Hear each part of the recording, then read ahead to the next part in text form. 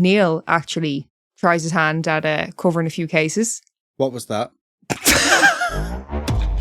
This podcast contains graphic descriptions that some listeners may find disturbing. Listener discretion is advised. Now, with that being said, welcome to the Mortal Musings podcast. Right, let's do this.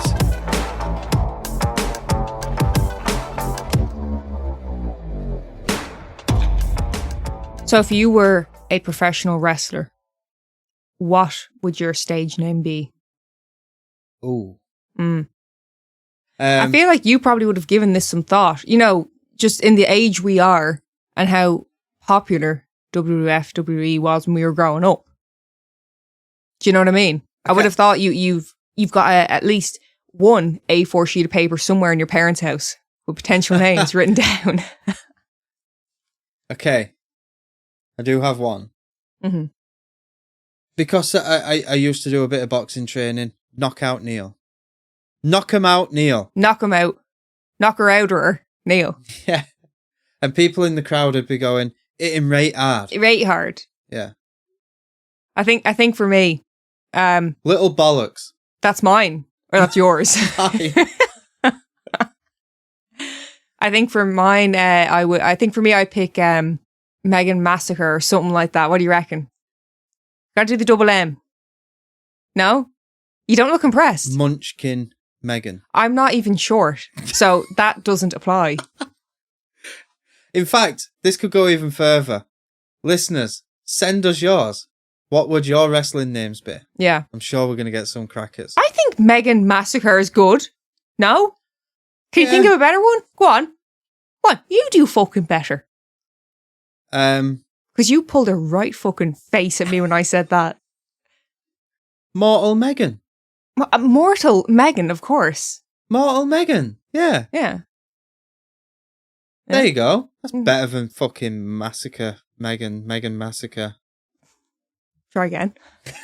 But yeah, I think we'd get some belters from our listeners. Yeah, let us know what yours would be. I mean, it's always fun with shit like this. We love a good stage name. Let me try and think of one. Rowdy Ronda. There you go. I mean, that's kind of ripping someone off, but okay. Oh, yeah. Yeah. Try again. Yeah, but they already did that with Ronda. Yeah, they did. Yeah, actually, you're right. Go on, pick another one, because there's too many copycats there. Raunchy Ronda. Raunchy, no less. Ronda the Raunch.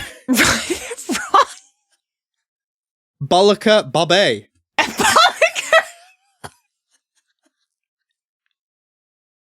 Well, you know, I actually personally think Knock Her Out or Neil and Massacre Megan or Megan Massacre, you know, I think they could be up there with the greats, such as, you know, Stone Cold and Leopard Luke. Yeah, Leopard Luke. He was brilliant in his day. He was good. He took a bit of a dip towards the end of his career, but he was good. I think it was the leper. Yeah. But no, the reason I bring this up is because over on our Patreon, if you don't know, Neil actually tries his hand at covering a few cases. What was that? What was that? Did you just kick me in the bollocks? Well, you said yourself, you don't enjoy doing the research and writing. No, I don't. No. Like, so the first two, I've done 3 episodes now on Neil's Nuggets. The first 2 was okay. But this one I went a bit deeper. And yeah. I don't know, I felt connected to it. It was weird. Yeah. It affected you a bit more than you thought it necessarily would. Yeah. But no, that's why I bring it up. Neil's latest episode on Neil's Nuggets was the murder of Bruiser Brody. Yeah. Who, if you haven't guessed, was a wrestler. Or if you don't know, was a wrestler. Yeah. So I thought that would be an interesting starter. What would your wrestling name be? Yeah. We've all thought about it, lads. I'm sure Bollicker Bobby will enjoy that one as well. And when I said, did you kick me in the bollocks? She didn't literally kick me in the bollocks. I was meaning... That's my finishing move, actually. I was meaning emotionally kicked me in the bollocks. The bollicker. By going, he tries his hand. I didn't mean it to sound ignorant. I meant it as it's not your thing. You don't really enjoy it. Yeah. But you do it for the listeners because they want to hear you tell a case. Yeah, when we first started Patreon, we listed different topics, what we'd do, and that is a crazy case. And everyone was like, Neil's Nuggets. Yeah. Neil's Nuggets. We want him to fuck up. Well, I don't think they said that. But they thought you'd be good at it because you're funny. You do a good job in it. But no, I have to say that like your episode on Bruiser Brody was a good one. It's a crazy, crazy case. Yeah, like I was actually thinking with the Bruiser Brody one. So on Patreon, you don't have to pay monthly. There's a store page on the Patreon. I was thinking of throwing that episode in there if people want to listen to it and want like they just want to pay one off just to listen. Get a little taste of Neil's Nuggets. Yeah. That sounds fucking wrong. That sounds that sounds fucking disgusting. Yeah. I apologise. Especially after being wrestling. That's no good. Greetings from the Bluegrass State. That's Kentucky, if y'all didn't know. We want to tell you about the hottest new podcast on the block, Coffee and Cases. If you fancy yourself an at-home detective, If you find yourself yelling at the TV during that new true crime documentary, then you, my friend, are a certified sleuth hound. just like us. On Coffee and Cases podcast, you'll hear about the missing, the murdered, and the unsolved. But the cases you've rarely, if ever, heard about. All from the perspective of two teacher friends, rule followers, and self-proclaimed scaredy cats. Join me, Allison, And me, Maggie. each week as we take on cases that are often overlooked but are screaming for justice. Coffee and Cases is a true crime guilty pleasure that you don't actually have to feel guilty about. Check out Coffee and Cases every Thursday for a new episode on your favorite podcasting app. So, with the insults out of the way and condescendingness. And the sexual innuendos. Yeah. Condescendingness? That's a word. Isn't it? Yeah. What you got for us today? Well, I'm going to bring you down. Today, we're talking about a case of severe neglect. We're talking about the death of Lacey Fletcher. Now, I know this one's going to fuck me up. Because that Timothy Treadwell one. Not Timothy Treadwell. It wasn't Timothy Treadwell. That Timothy Ferguson one. Timothy Ferguson. Fucked me up. Mm-hmm. Like, that was such an upsetting case. Yeah. So you thought, try round 2. We'll do it again. Yeah. Yeah. Okay. I'm ready. I got my wine.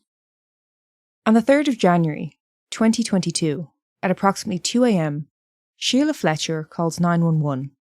She tells them that her daughter Lacey is dead.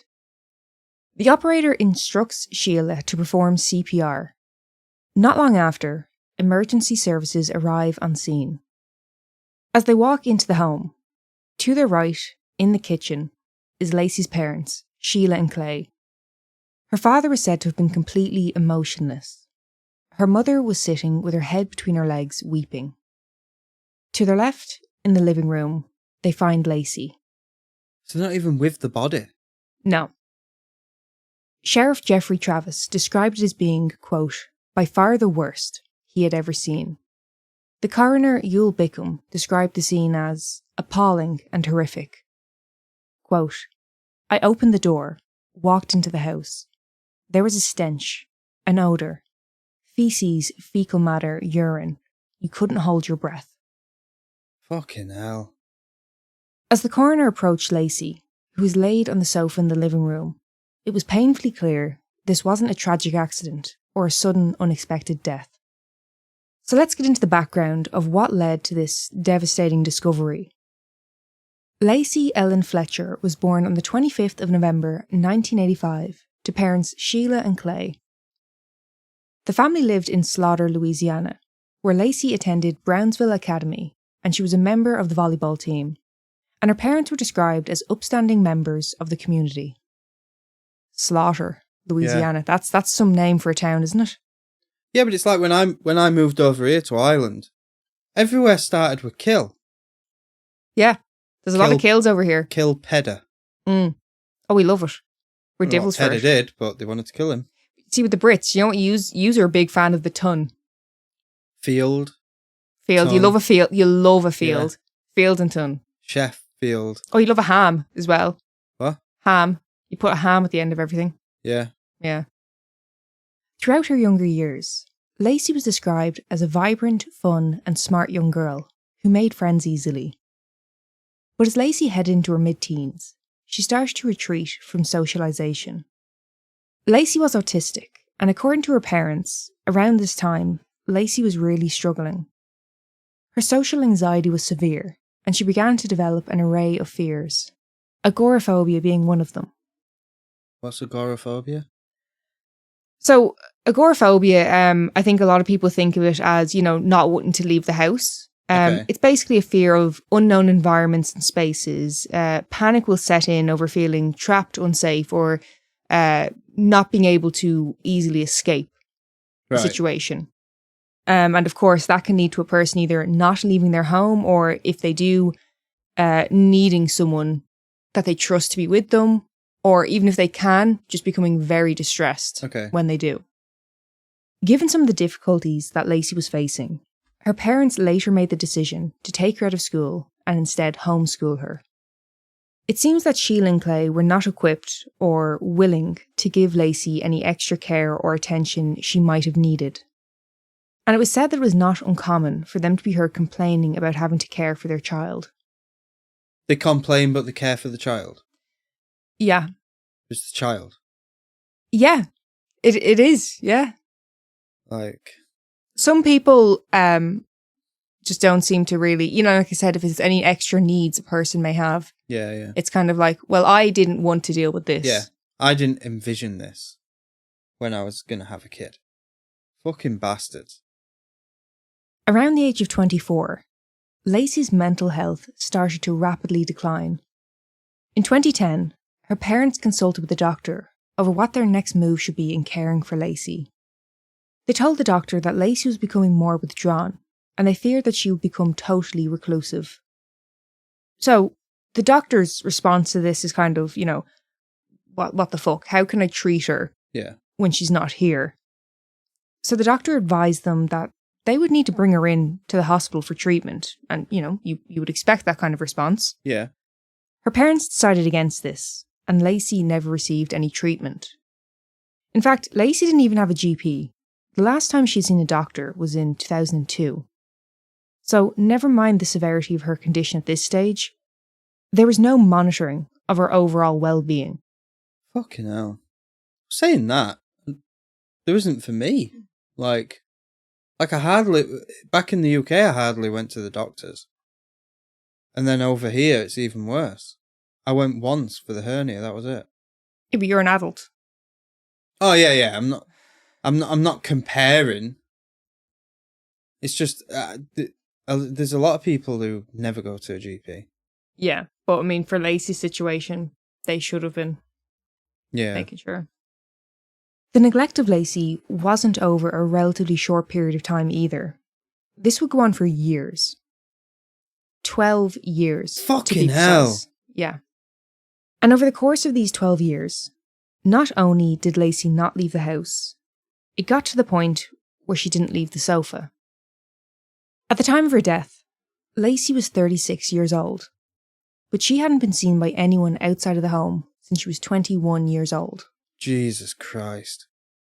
Some people in the area just assumed that, she was now an adult. She had probably moved out, possibly met someone and started living her own life. One neighbour who had lived there for the last 12 years didn't even know that Sheila and Clay even had a daughter. But the reality of the situation was, she was confined to the home, and over time, Lacey's physical health, as well as her mental state, deteriorated. To be completely honest with you, I was struggling with how to tell this case. I kept writing and then rewriting.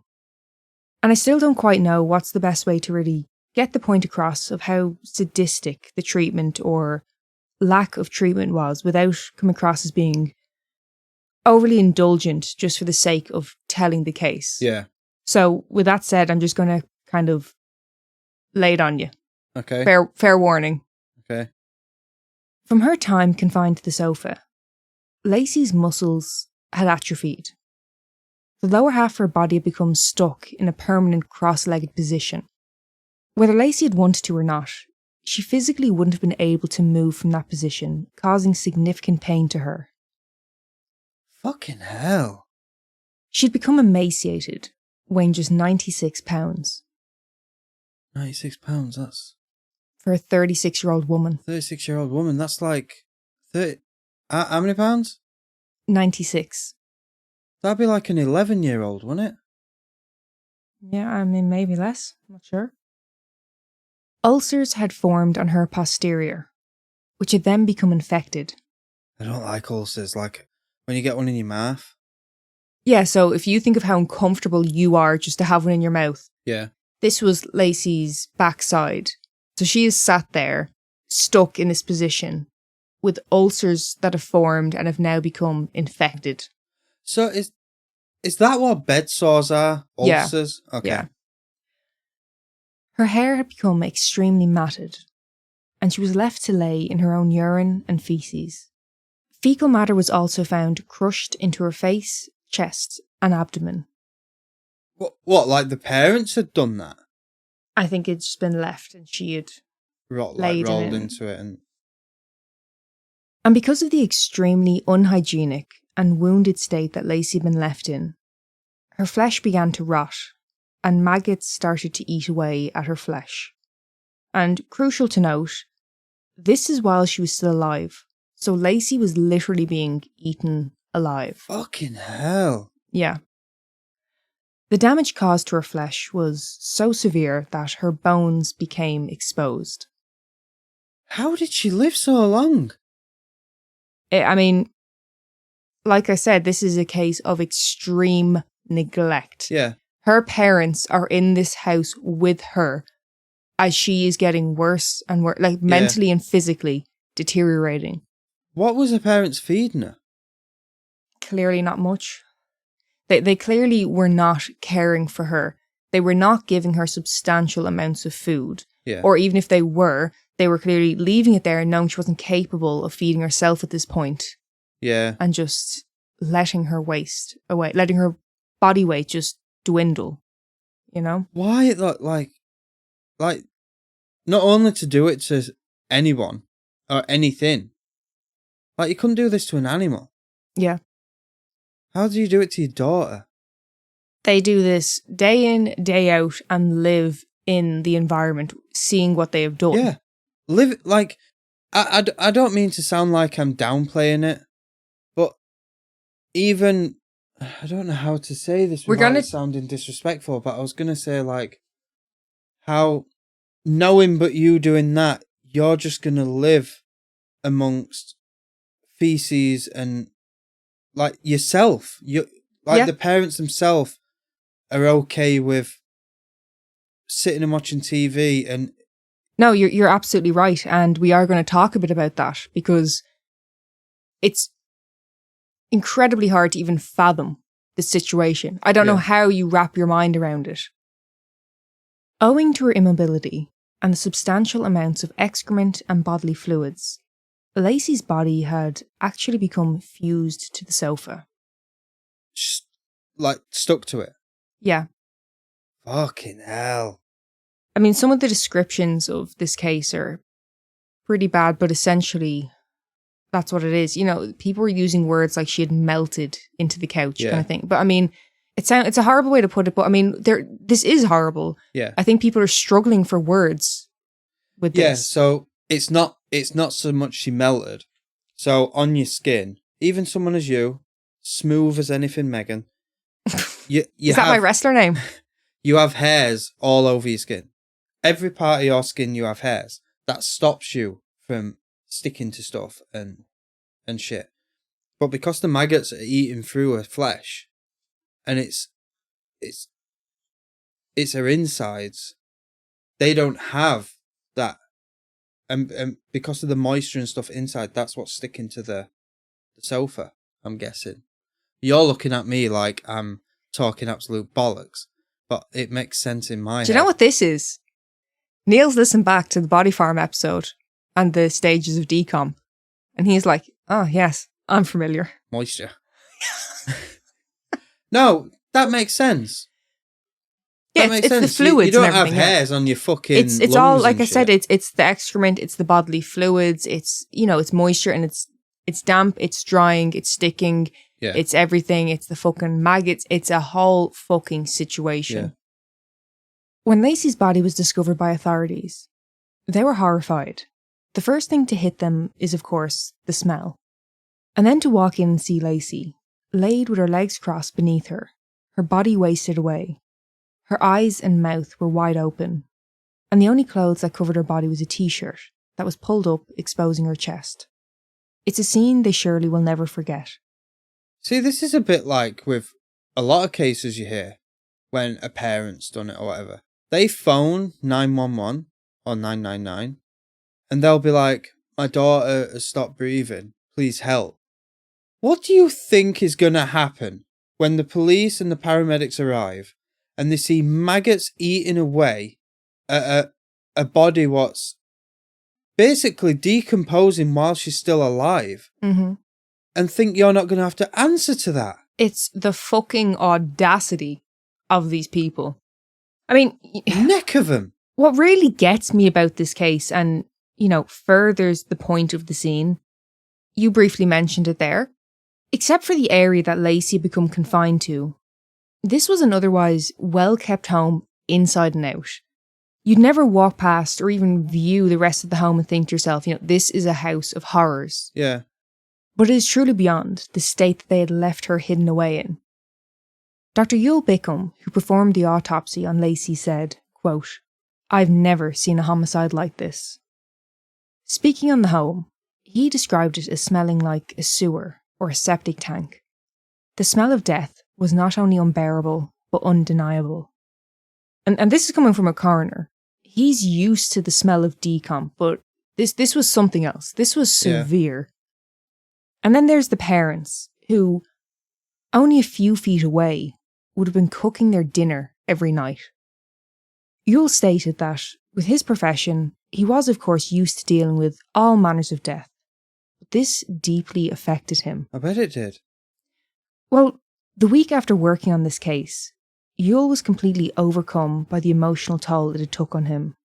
What he had witnessed caused him to lose his appetite, and he struggled to remain composed. He couldn't help but shed a tear for what Lacey had gone through. Even speaking of it afterwards causes him to tear up. He states that he'd seen every type of death there is, from elderly people dying of natural causes to suicides and homicides.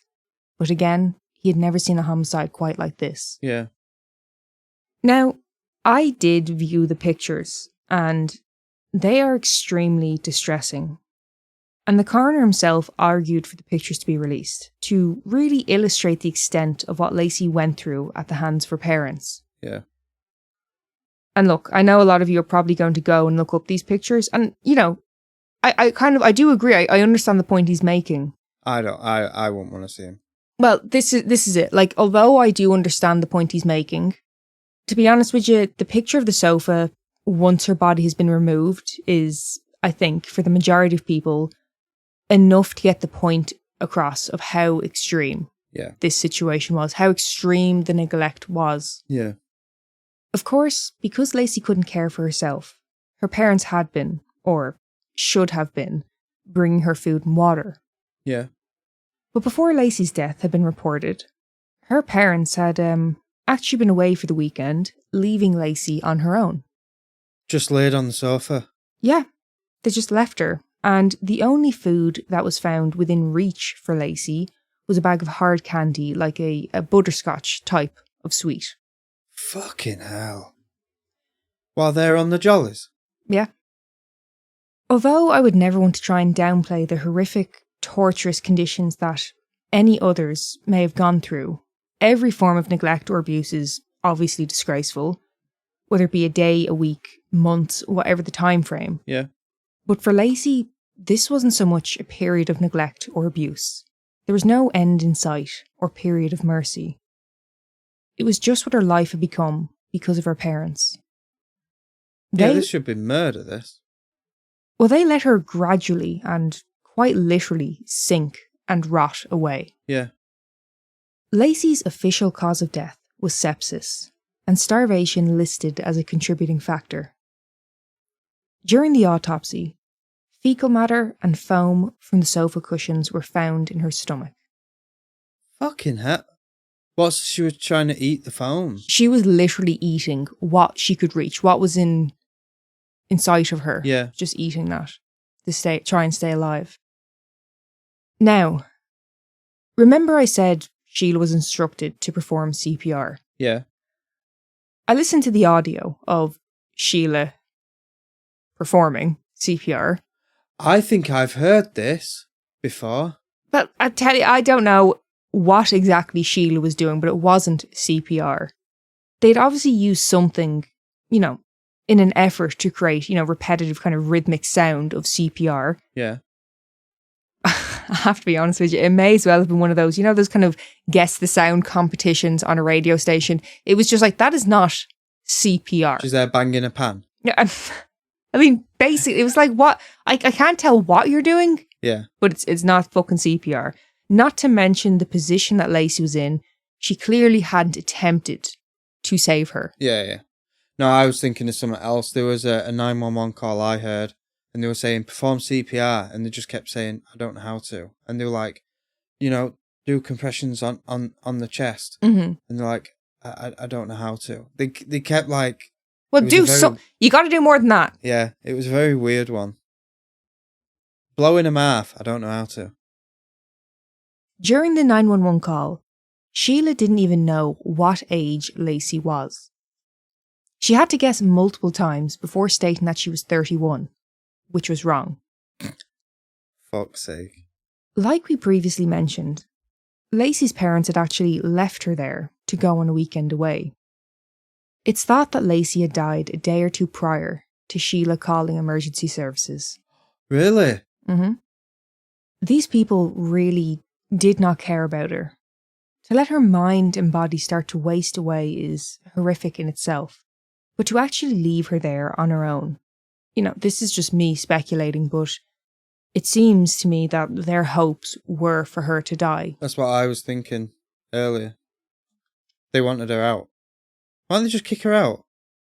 In May of 2022, Sheila and Clay were arrested and charged with second-degree murder. They were later released on bail and their charges dismissed. What? Don't panic.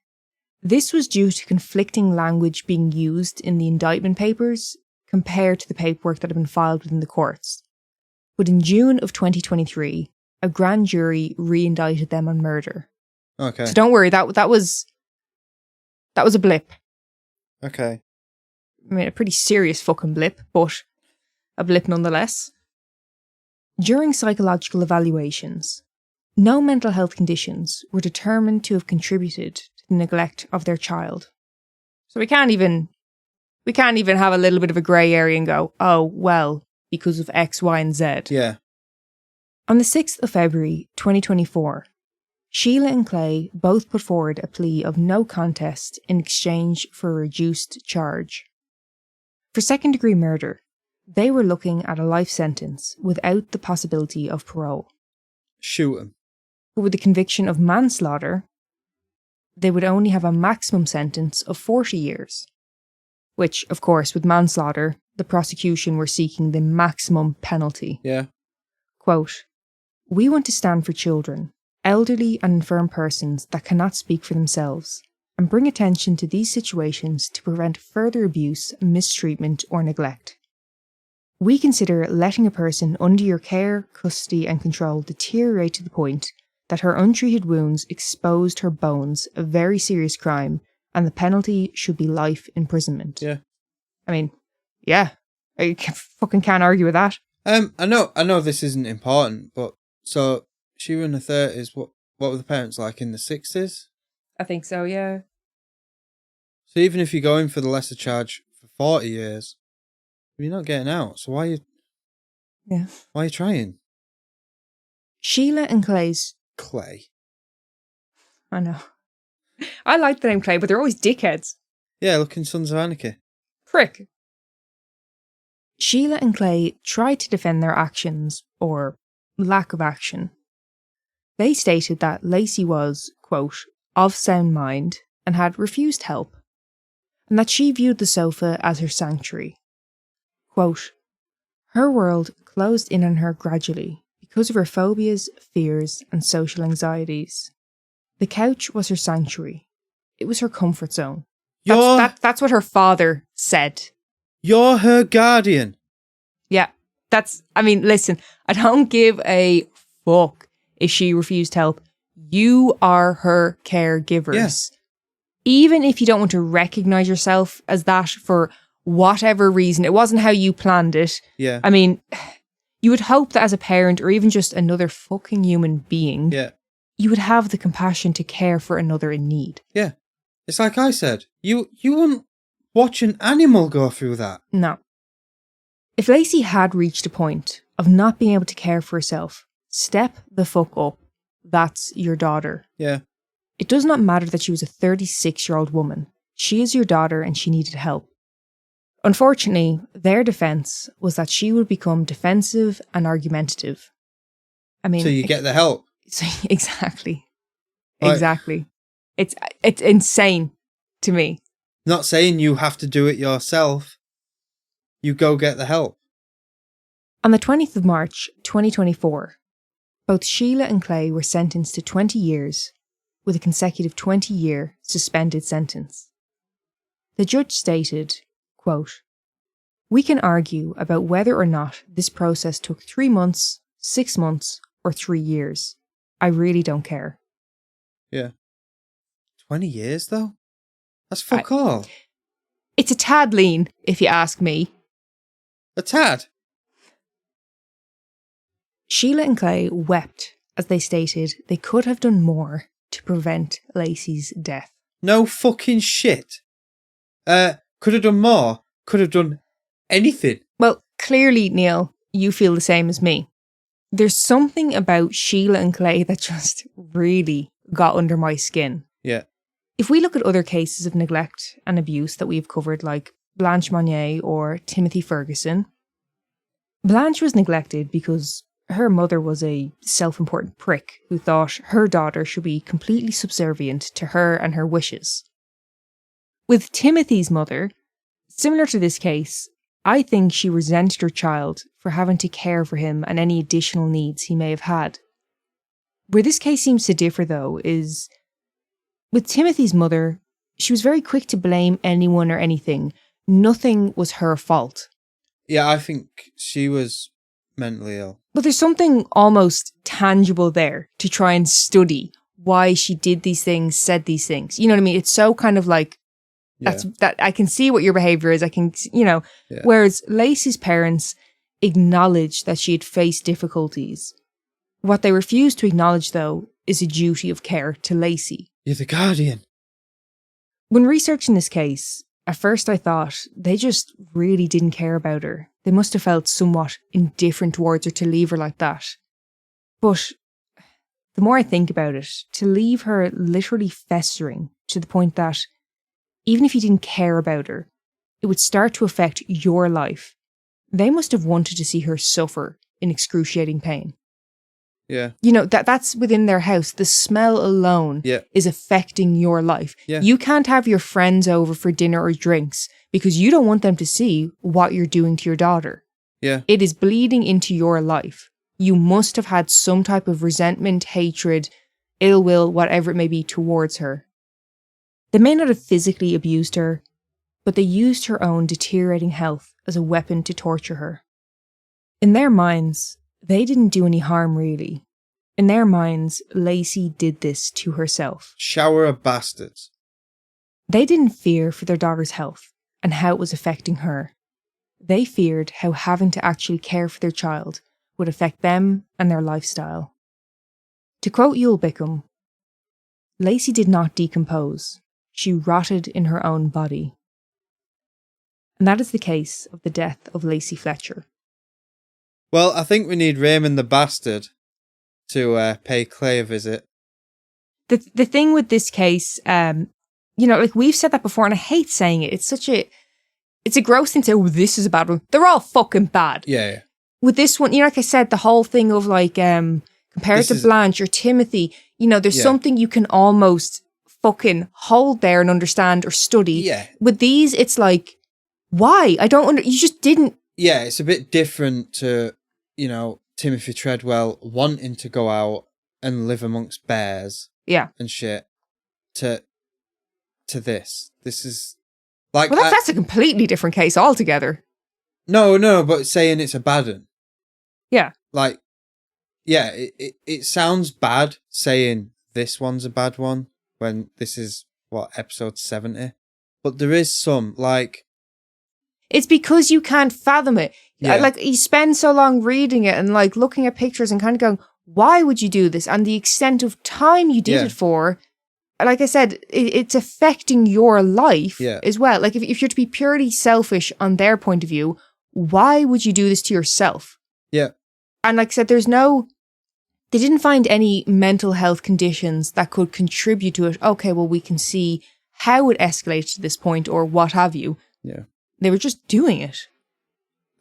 I think it's literally a case of they resented her, their child, for any additional needs or care. Yeah. That they needed to give to her, as a caregiver. Like, they keep going with this narrative of, Lacey was a grown woman. Lacey was of sound mind. Lacey could care for herself. I think laziness, evil, and embarrassed. I think they couldn't be asked to get the help. They're embarrassed because the daughter has difficulties.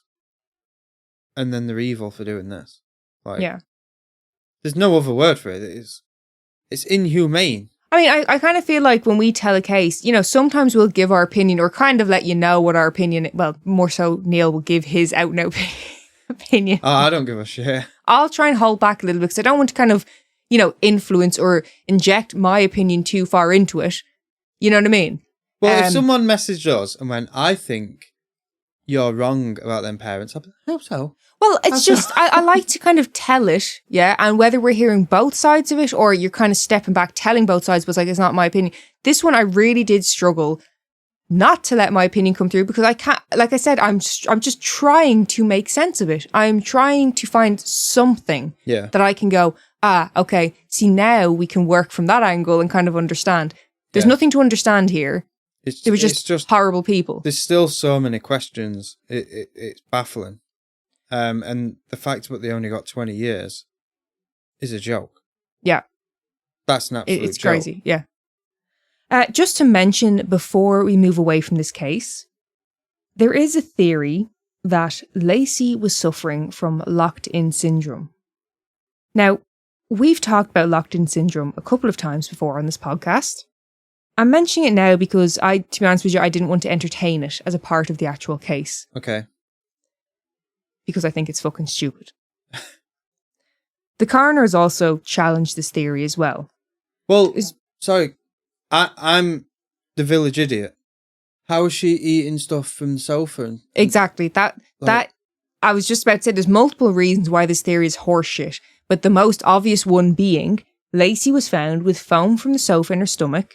So unless her parents had forced them down her throat, which, look, let's be honest, they're not great people. It's not out of the realm of possibility. But she still got to swallow. Exactly. With locked-in syndrome, she wouldn't be capable.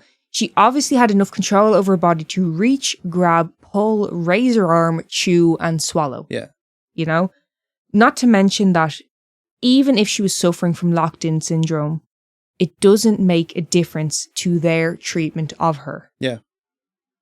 I think some people like the idea because, like I said, you're trying to grasp at something to make this make sense. Yeah. People like the idea of locked-in syndrome as a possibility because it's easier to accept that she physically couldn't move rather than facing the fact that your mental health can have that severe of an impact and affect your physical health.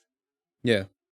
It's like I said, I keep kind of going like fucking real intense about this, but it's just, that's what it is. I think it's people grasping at straws. Please make this make sense. Yeah.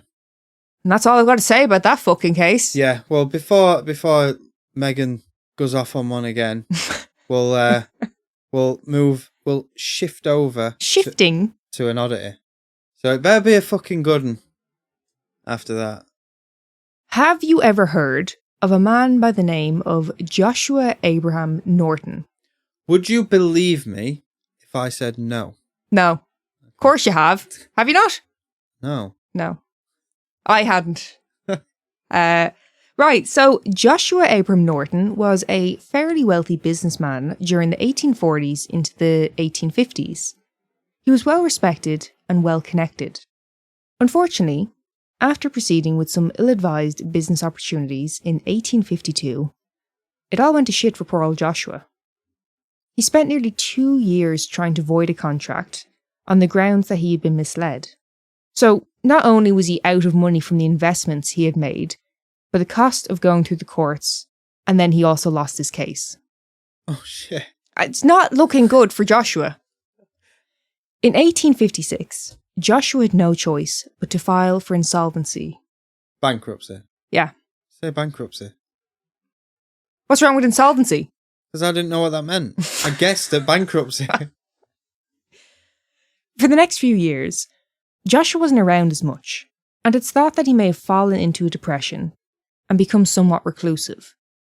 That was until July of 1859, when Joshua came back with a bang. Joshua placed an ad in the San Francisco Daily Evening Bulletin newspaper. It was a manifesto which outlined how he thought there was a national crisis and action was needed. In this manifesto, he declares himself Emperor of these United States. What? Emperor, yeah. Okay. He's the emperor. What aren't you following here, Neil? Because the US doesn't have an emperor. They do now. A few years later, in 1866, he gave himself a second title, Protector of Mexico. Okay. Just to be clear here, He ain't protecting shit. he was not a politician or had any official title or capacity. Yeah. Just make that clear right now. I could do it. I could say it. Yeah. He was just an incredibly eccentric man. The newspaper was actually said to have published his ad as a joke.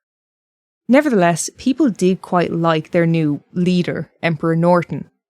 He was respected and taken care of. And essentially, the government did sort of accept him. I mean, they kind of humoured him, you know? I was going to say, do I try this? I mean, give it a go. And to be fair, he actually did make some good points. I'm kind of with him. Okay. But the thing is, I think I could do this because there is a handful of our listeners who would back me for the truth bombs I land. But see, I feel like you would go more the cult way. Would I? Yeah. So, some of the points he made, right? Here's what he stood for. You ready? Okay. He was against segregation. He stood for fair treatment and enhanced legal protections for immigrants and minorities. He supported women's right to vote. And he was in favour of the separation of church and state.